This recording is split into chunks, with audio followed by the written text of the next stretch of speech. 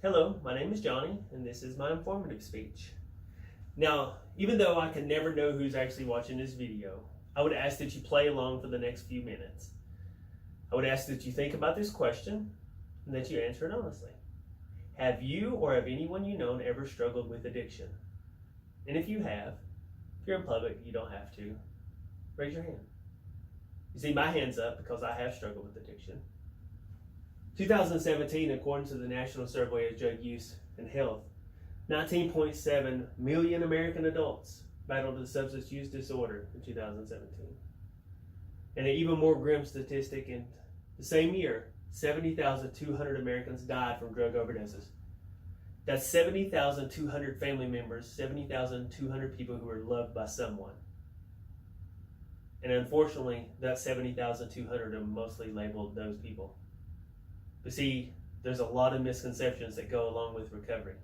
There's a lot of misconceptions that go along with people who are wanting to find healing.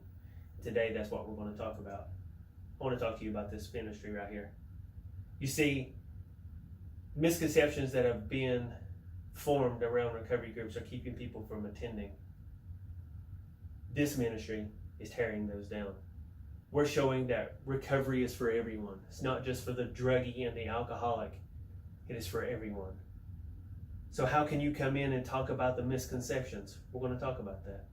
How can you come in and talk about this and actually maintain your sanity and your stature inside society? We're going to talk about that. And finally, we're going to talk about what it means to be a part of a Forever family and what you can expect to find there. Welcome to Celebrate Recovery. You see, the misconceptions that go along with this is you have to be a druggie or an alcoholic to attend. This is a blatant lie. Because you see, the founder of Celebrate Recovery actually was quoted in USA Today, said, the emphasis is on healing hurts, hangups, and habits. And that's what we are doing. We are trying to find healing through Christ of our hurts, habits, and hangups. And only one of 3 participants is actually dealing with a chemical dependency. So drugs and alcohol is not the only thing you're going to be working through. What are you going to be working through? That's hurts, habits, and hangups, right? Let's look at it. Hurts is an abuse, divorce situation. If you're going through an abusive situation, that is never God's plan. Divorce, abandonment, neglect, rape. So these things that have been done to you, usually we cover them up, and this will lead into habits. This is the alcoholism. This is the stuff that we see that says, yo, you need to get help. Food, shopping, social media, masturbation, pornography, drugs. We cover that stuff up because we don't want to deal with it. And then once these 2 get covered up, it brings in the hang-ups. This is where the friends come along. The fear, the anger, resentment, the depression, anxiety, stress, and the list can go on and on from each one of these. So now that we see the misconceptions that the only time you need to come to a recovery group is if you're struggling with drugs or alcohol, it's a lie. Obviously, there's other stuff we can work on. How can you come in and talk about this stuff and actually maintain your sanity? This is where the 5 small group guidelines comes in. You keep your sharing focused on your own thoughts and feelings. Limit your sharing 3 to 5 minutes. Give everyone time to speak. Number 2 is there's no crosstalk. Crosstalk is when 2 people engage in conversation, excluding others. Everyone is free to express his or her feelings without interruptions.